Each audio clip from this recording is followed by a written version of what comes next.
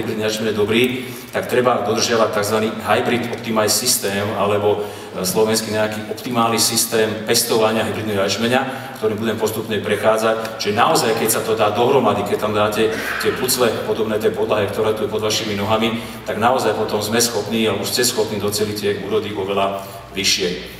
Čo sa týka významu toho optimálneho systému pestovania hybridného jačmeňa, naozaj vidíte, že nie je to jeden význam, naozaj 4. Čiže tam je dôležité prispôsobiť výsevok, budem o tom hovoriť.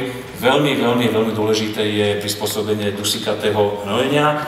Potom je to dvojité ošetrenie regulátormi rastu, možno teraz mnohí ich prečo dvakrát, uvidíte prečo. No a samozrejme, myslím, že v Čechách našťastie už sa stáva štandard dvojité ošetrenie fungicídmi.